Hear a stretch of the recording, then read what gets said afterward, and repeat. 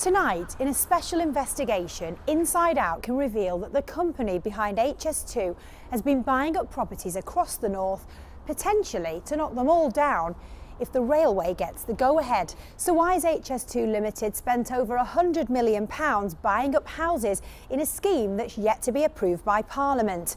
Well, I've been investigating. HS2 has split public opinion since it was first announced a decade ago.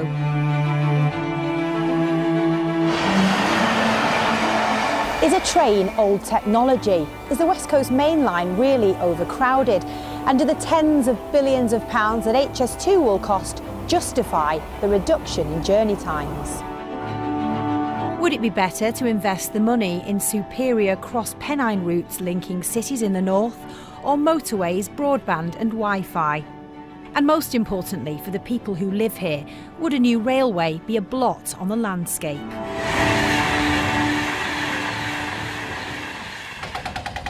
Construction of the line from London to Birmingham is already underway.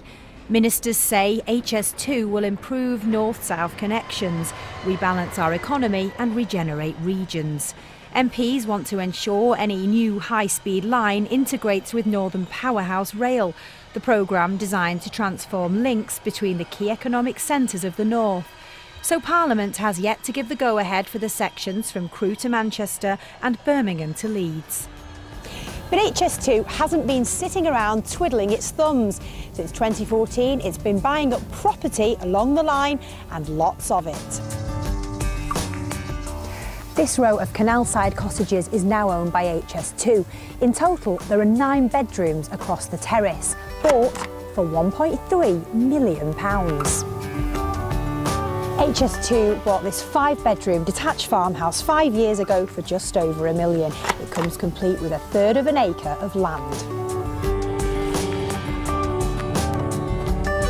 Fancy this 4-bedroom detached farmhouse with an adjoining barn.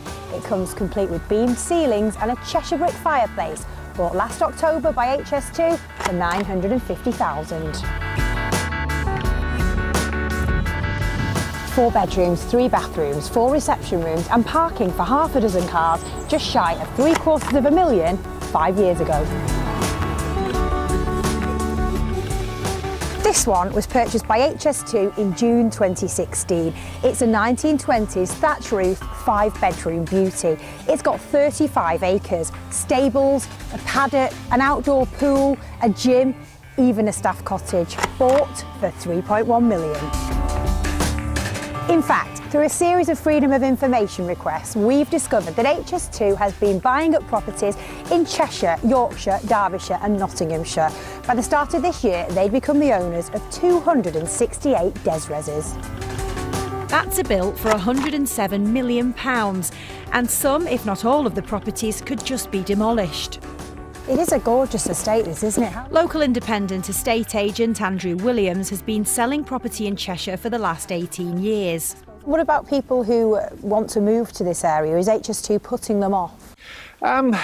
Certainly in the immediate area where the railway line is proposed to come through, yes, you know, there is people are reluctant to buy in those specific areas. If HS2 doesn't go ahead, what kind of impact will that have on this area? Well, potentially a huge impact. Empty houses, you know, could become a target for, you know, vandalism and neglect. And yes, I think the impact could be quite significant.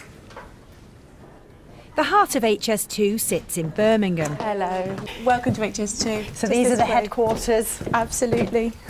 I wanted the company to explain why it was spending so much money. Why are HS2 buying up properties along the route between Crewe and Manchester for a project that hasn't yet been given the go-ahead? We have been purchasing property on behalf of the government because it's allowed people to have choice about what they want to do with their futures. We have a number of discretionary schemes that people can apply to and ask the government to purchase their property. So we have been doing that since the scheme has been announced. But what if it doesn't happen? So HS2 is happening. We're making good progress on developing our proposals for phase 2, and that will be deposited into Parliament on time for 2020. There was media speculation recently, though, wasn't there, that said that it might not go ahead?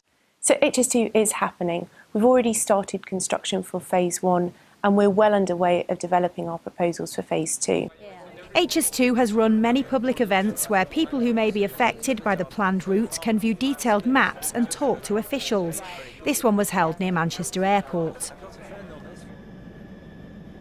For some, the impact of HS2 will be huge. This Victorian dairy farm in Cheshire has been in the same family for 3 generations. HS2 planners want to build a huge depot to the right of the existing West Coast main line.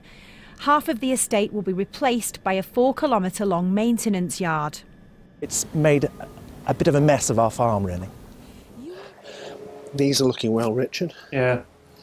Farmer John Edge from Wimbolsley knows he'll be compensated somewhere between £2 and £3 million. But it also means he can't pass the whole business on to his son, Richard. I've been here 50 years, and during that time we've laid every hedge, we've planted trees. It's a wonderful place to live and to work. And suddenly all this is going to be destroyed, and everything you've built up and worked for 50 years is suddenly in someone else's hands. And it's very hard to let go because you do fall in love with the place. The depot is there to maintain our trains, so when our trains are not out and about on the line, they will be in the depot being maintained. So it is a 24-hour operation. But we work very closely with the community to make sure that the disruption is kept to an absolute minimum. Money may ease the pain of having a giant maintenance yard on your doorstep. But for one man, the offer of £7,000 to compensate for the loss of his retirement plan is simply not enough.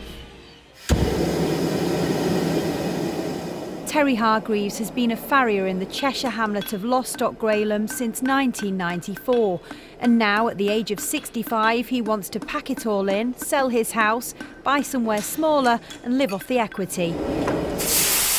But he can't. A 30-acre field just yards from his house, which sits in the middle of the Cheshire Salt Plain, has been earmarked as a construction compound. It would be there for 5 years while a major A road is moved, and another 5 years while the railway is built. HS2 has decided his house stands in an area that gets the least amount of compensation. What do we do?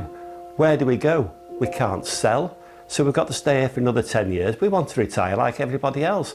You're not going to be able to sell the property. You're not going to be able to do anything. We're stuck for 10, 11 years with this across the road. Right, I'll show you exactly where it is. Literally 10 foot from our front gate. We've got this field, which is about 30 acre. At the moment, it's got fodder crops in and sheep. But what they want to do, they want to take the topsoil off it. We're going to have to put up for about 10 years of construction on here, 24/7. We're going to have lighting effect on here. It's just going to be a nightmare. We're going to have heavy goods vehicles coming out. What a view! We need more police on the streets. We need more hospitals, more NHS money. I think £56 billion so far could be spent on something better. God knows what it's going to cost to come through Cheshire. We could spend it on better things. We are building a world-class railway. We're going to need 30,000 jobs at the peak of construction to build HS2, and one of those construction compounds, demonstrates that those jobs in reality. So there are huge opportunities for people in that particular area. Is there a chance that this construction compound isn't going to be built there? Absolutely. So we're still at a very early stage of design. That's really good news, but they've not done any surveys yet. When they do, they'll find out there's sinkholes, there's brine fields. Who would build a compound on that?